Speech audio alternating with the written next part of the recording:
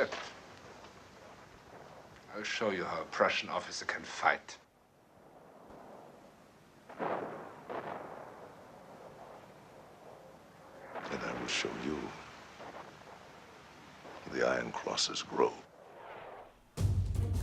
One major question after getting these is that I had for myself was, do I really need these if I already have the Africa Corps cards, the unit cards, or the command cards? And the answer is pretty much yes. The command card set, let's start with that.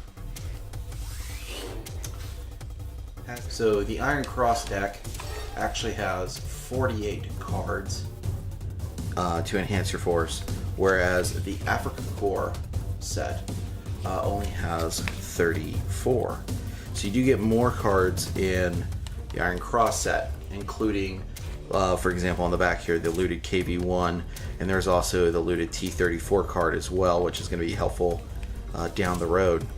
All in all, I think if you play MidWar Germans, you're already going to have the Africa Corps cards, and you're already going to have the majority of forces that would be used on the Eastern Front in Stalingrad.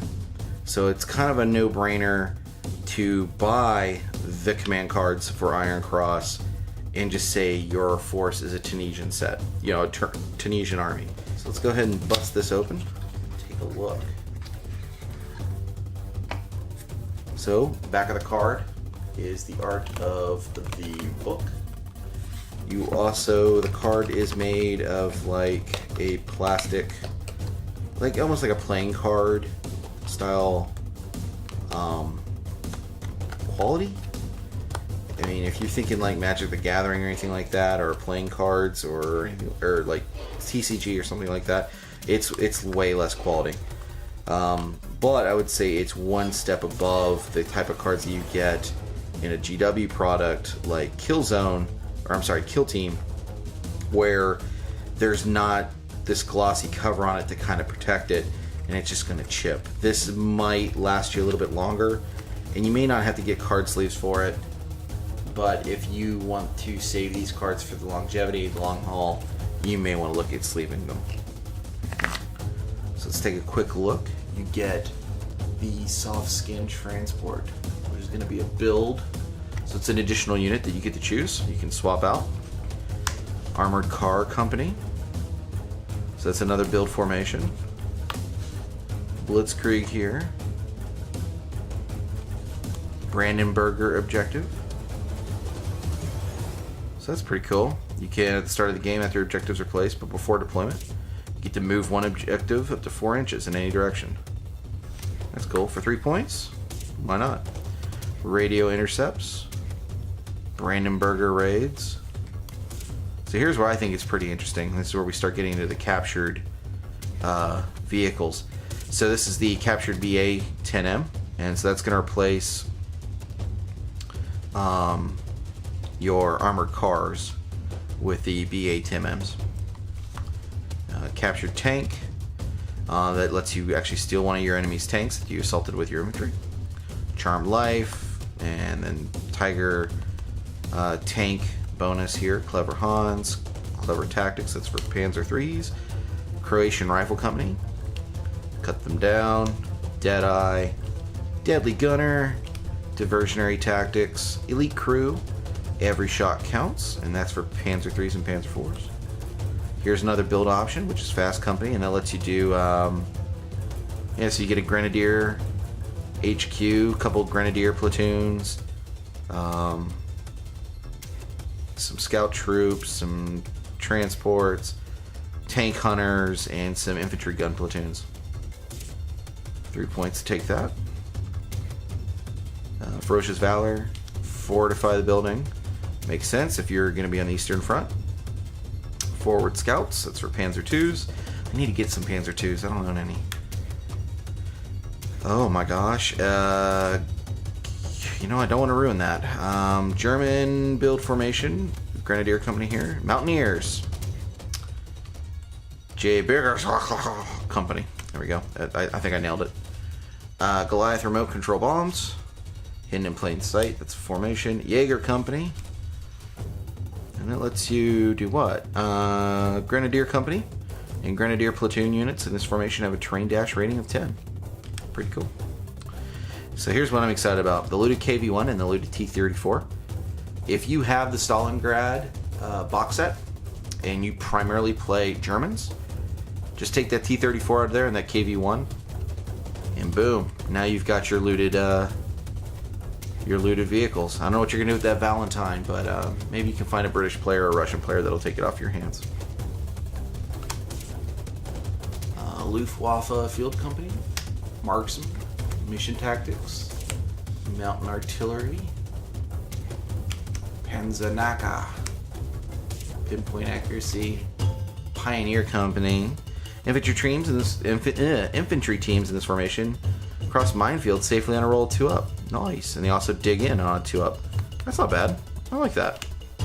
Precise Governor. It's for Panzer IVs. You get rerolled 1 firepower. Pure luck. Rapid fire. Roll over them. Schnell. SS Grenadier Company. Stug Assault Gun Battery. Trench Fighter Albert Dressel. Josef Sepp Allerberger. Fieldwell Limbaugh. Tiger Ace and Panzer Ace. If you used to play back in the day, the Tiger Ace skills were done on a Tiger Ace die. You'd roll at the start of the game. Here it's just a little different, just on that card, and it costs you 5 points. Gets the whole unit. The Tiger Ace stuff, which is neat, and same with the Panzer Ace stuff. Now let's take a look at the unit cards from Iron Cross. And again, these are the same glossy material that you would find in the previous sets. And let's compare right off the bat between Iron Cross and Afrika Korps, because I got a feeling this is going to help some people. Because I was a little, I guess, disappointed. So I guess it'll help measure expectations. So Afrika Korps and Iron Cross, they're both in the same time period. They're both mid-war. They're not taken too far apart. So a lot of the equipment's going to be the same. I don't know what expectation I had that the stats would be different or the build formations be a little different. They really aren't. For Afrika Korps, you got to build your force around either the Panzer IV Tank Company, the Panzer III Tank Company, or the Rifle Company. Here in Iron Cross, you got your Panzer IV, Panzer III companies, then you got Panzer Grenadiers, and then you have just Grenadier Company.